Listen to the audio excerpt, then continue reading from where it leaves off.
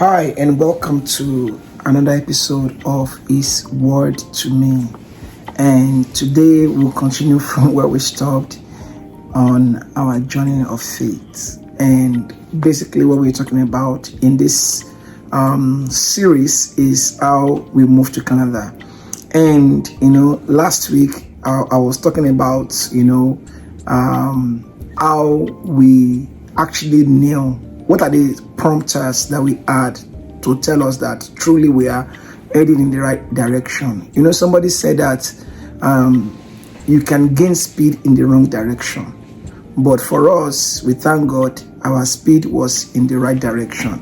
So last week I was talking about the prompters, the witnesses. The Bible was talking about in 2 Corinthians 13 and verse 1, it was talking about number of witnesses, like out of 2 or 3, the mouth of 3, the truth shall be established. So I talked about those people that that spoke about it, that we even without telling them, that made us believe that and made us know that we are actually heading in the right direction. So today we'll continue. And how I finished last week was that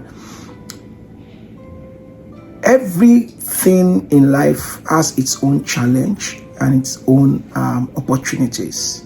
And I said that very soon in this series we will talk about the challenges that we had. It was a tough one, actually. But today I just want to talk about some practical things that we did that actually helped us in securing our visa, because at that time it was like Canadian embassy were just rejecting people from coming in, especially when you say you are coming in to study and you are coming in with all your family members. They were like, okay, you said you want to come and study and you are bringing in your wife, you're bringing in your children. Are you sure you actually want to study, or you want to just japa? Like they say right now. So, eventually we knew that, we planned that, okay, after school we'll stay back and all that. But, at that point, they would think like, okay, you are going to study, then you should come back to your country and all that.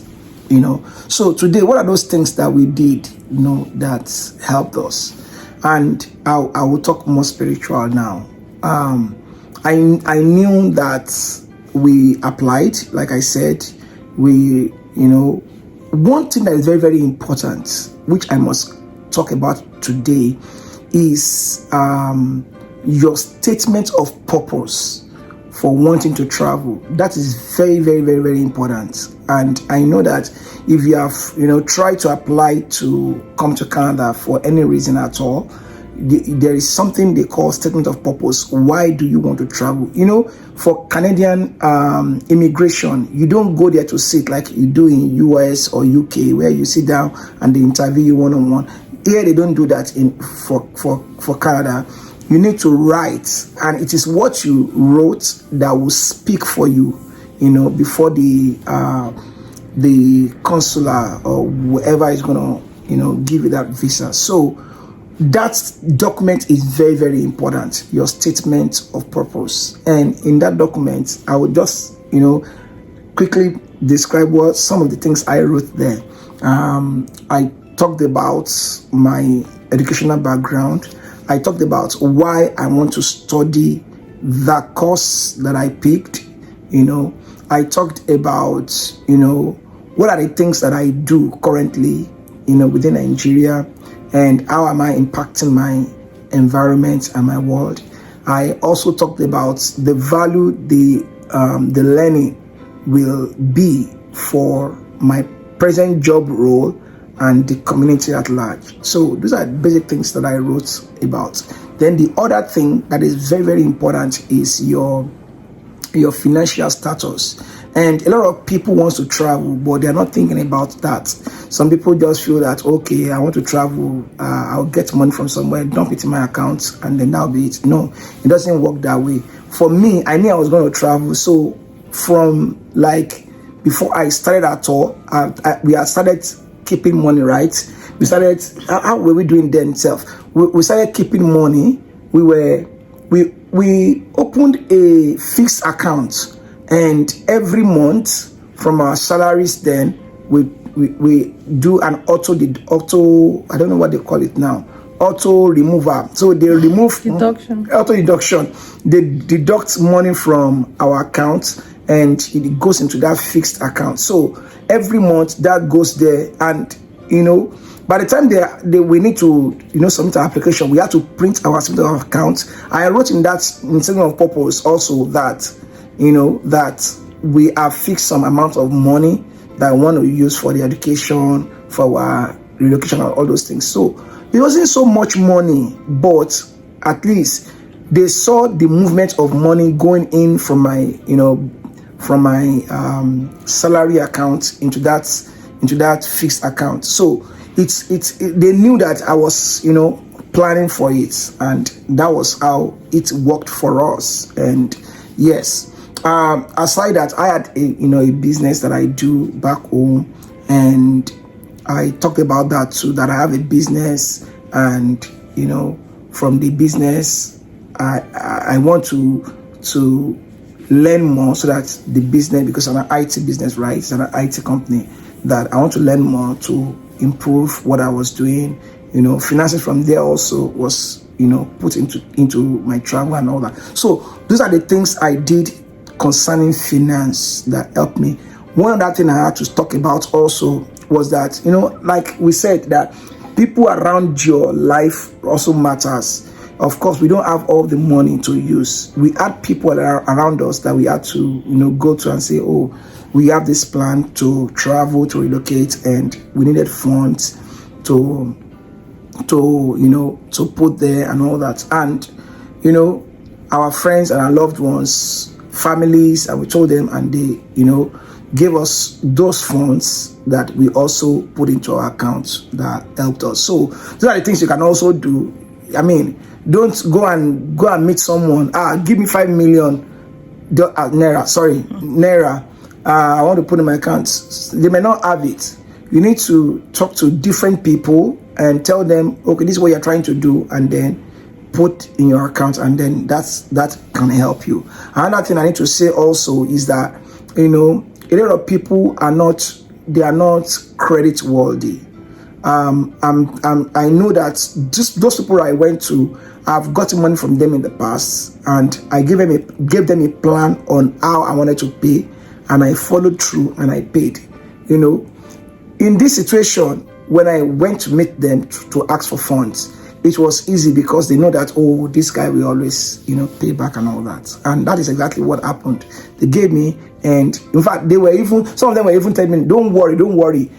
Anytime you have that money, when you are settled, you pay that money back. I trust that you pay me back. So what does that say? Trust is very, very important. Trust. I mean, people should be able to trust you with money. Don't be people that just collect people's money and you don't pay back.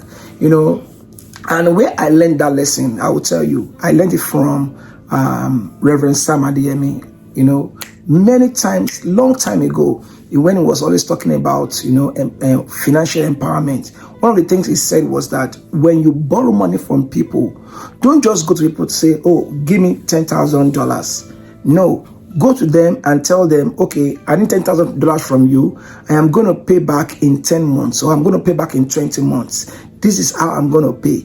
Every month I will give you $1,000, or every month I will give you $500. You understand?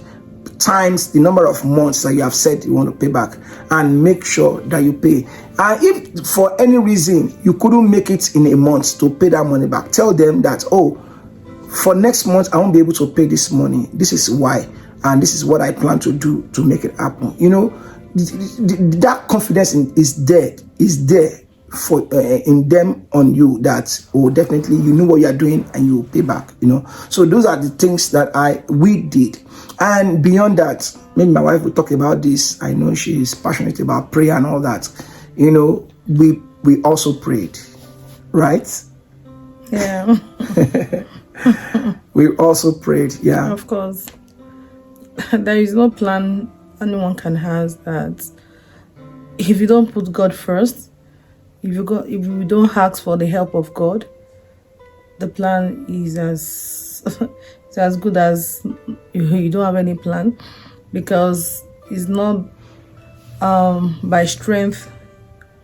It's not by strength can anyone achieve anything. Whatever we have, whoever we are, it is by the grace of God. Yeah. Like scripture says, Paul, I think it's Paul, I am who I am by the grace of God. Yeah. So the factor, God's factor is the main thing. Very important. Is the priority. Yeah. So it was prayer first, and in the process, it was still God.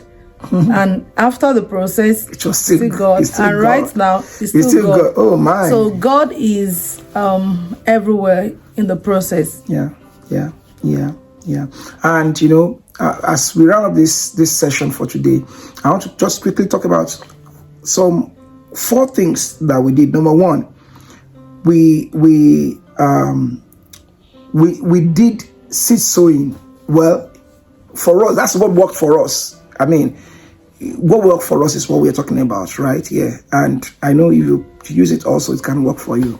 One of the things that we knew we wanted to travel, we knew we wanted that visa, we knew we wanted a better life.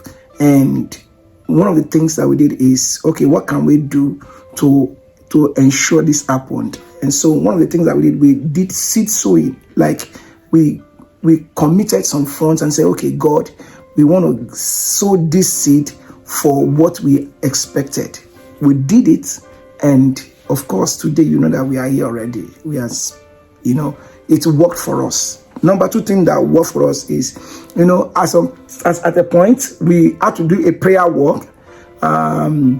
We were at Kenaland, yeah. Pastor Shaba. Oh yeah, with Pastor Shaba. Then he came home, you know, he had some things to do, and we went to Shiloh. I mean, it wasn't Shiloh. We went to Kenaland together, and we were there overnight for a service for the next day. And you know, while we got talking, you know, something just stirred up within him, and he said, "Oh, me, I'm going for a prayer walk." He said, "Okay, if you are going for prayer walk, we also want to go for prayer walk." And you know, he was telling us everything you need to tell it to God, you know, about this process and all that. And you know, we had that prayer walk, and myself and my wife were just, you know, we're there praying and saying, God, this is what we're just declaring those things that we want to see happen for this our travel. And you know, at that point we're wetting the ground for our travel, and believe you me, it's happened just the way we wanted it. I'm going to stop this, and we'll continue from the last thing that we did, you know, and that has to do with our son, Tolu Alashe. You know, that day, you know, we just got back from church that day, and while we were waiting and expecting, this thing should have come by now, and you know, all that. You know, now, let me quickly digress. Do you know that the admission letter did not come until I think we had left. No, they sent it, but we didn't get it. We didn't see it. You have left. Okay, I had left, you know, for Canada at that time, before we even saw the admission letter that they gave us. But how did we walk around, you know, using the admission letter? We'll talk about that next week. You know, so I was talking about our son on that day, and we just got back from church, and you know, it was like it was prophesying. It was how then, maybe around 4 years old, I guess, and no, it was 3. It was 3 years old at that time. And when we got back from church, you know, we had our passport on the table, and before we left for church, and when we came, he just took the passport. He was singing, and then suddenly just picked up the passport, and he was saying, "Congratulations." It was like he was giving us the passport one after the other. He didn't even know the name that was there. We just giving it to us. Take, congratulations. I was like, okay, this is he prophesying or what is it? And believe you me, oh my God, exactly it happened that way. Anyways, thank you for joining us this week. I know you have learned 1 or 2 things from what we have said. We'll continue next week about our story, a journey of faith. And I know you. If you have not subscribed, please do right now. Press the like button to just, you know, tell someone too that you like what you're hearing. Subscribe and share it with your friends, folks, loved ones, even your enemy, you know. All right, God bless you. Bye.